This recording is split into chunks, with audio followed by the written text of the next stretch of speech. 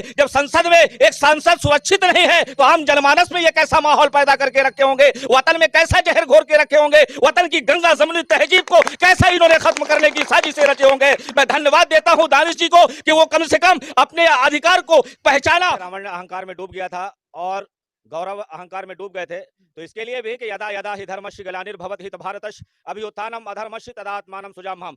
जब जब अहंकार बढ़ा है, जालिमों ने जुल्म किया है, बादशाहों ने आम जनमानस पर जुल्म किया है, गरीब असहाय निर्बल दुर्बल पर जुल्म हुआ है, उस वक्त ईश्वर ने अपनी कृपा करके अपना एक मानव को अपनी शक्तियां देकर उन राक्षसों का नरसंहार करके नए युग का निर्माण हुआ है और इनका 2024 में जाना तय है। अब हिंदू मुस्लिम इनका लोग समझ चुके नहीं। हर देशभक्त, हर इंडिया और भारत हिंदुस्तानी जिनके अंदर जिनके दिलों में हिंदुस्तान का खून है, वो वतन हिंदुस्तान के नागरिक इस मैटर पे आगे। सबसे पहले जैसे राहुल गांधी जी की इन्होंने जल्दी जल्दी में सदस्यता भंग कर दी थी, ऐसे इसकी भी सदस्यता भंग होनी चाहिए। तो ये बीजेपी आरएसएस की चाल और चरित्र है, ये उनकी जो है अमर्यादित भाषा इनकी सिखाई जाती है। ये तो अंग्रेज भी पहले हाफ चड्डा पहना करते थे, इसके बाद इन फुल चड्डा और लाठी पर आ गए।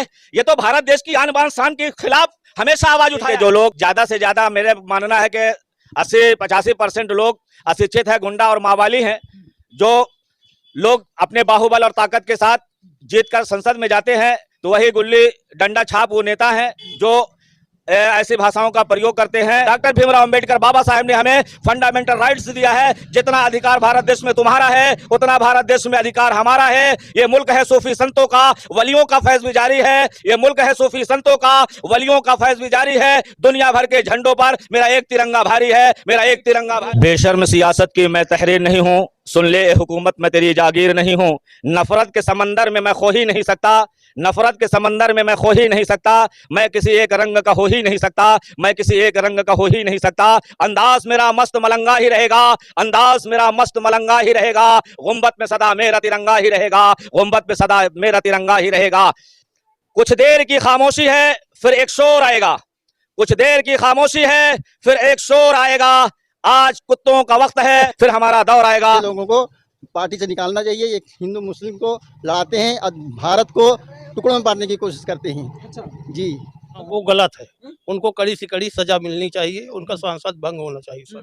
तुष्टीकरण की राजनीति इनमें भरी कूट कूट के नस नस में, इससे जो है तो वो ये भावनात्मक मुद्दे उछाल कर और किसी एक जाति संप्रदाय को टारगेट कर रहे हैं, जबकि ये देश सबका है, हर जाति धर्म के लोग रह रहे हैं हम आपस में। मुल्ला कटुआ है, मुल्ला भड़ुआ है, मुल्ला उग्रवादी है, ऐसे तमाम अपशब्द भरे सदन में जहां संसदीय गरिमा को भूल कर रमेश बिदुड़ी जो कि भाजपा के सांसद हैं, उन्होंने दानिश अली जो कि सांसद हैं बसपा से, उनके खिलाफ ऐसे अपशब्दों का, ऐसे संसदीय भाषाओं का प्रयोग किया। साहब, ये जो शब्द अभी आपने सुने वो मेरे बिल्कुल नहीं थे, वो रमेश बिदुड़ी जो कि भाजपा के सांसद हैं उनके शब्द हैं।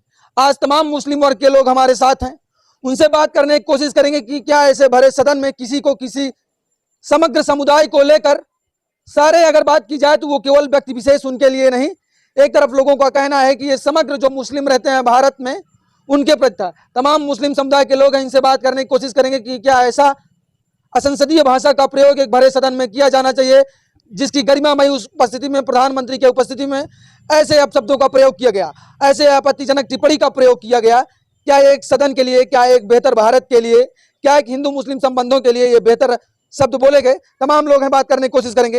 हाफिज जी, ये बताइए क्या लगता है कि ऐसी भाषाओं का चयन करना भरे संसद में, जहां संसद देते हैं, वो कभी भी अपमानित शब्दों का इस्तेमाल नहीं करते, ना ही वो कभी किसी को भी अमर्यादित शब्दों से इस्तेमाल करते, बल्कि वो संविधान की बात करते हैं। और डॉक्टर भीमराव अंबेडकर बाबा साहब ने हमें फंडामेंटल राइट्स दिया है, जितना अधिकार भारत देश में तुम्हारा है उतना भारत देश में अधिकार हमारा है। ये मुल्क है सूफी संतों का, वलियों का फैज भी जारी है। ये मुल्क है सूफी संतों का, वलियों का फैज भी जारी है। दुनिया भर के झंडों पर मेरा एक तिरंगा भारी है, मेरा एक तिरंगा भारी है, मेरा एक तिरंगा भारी है। क्या लगता है कि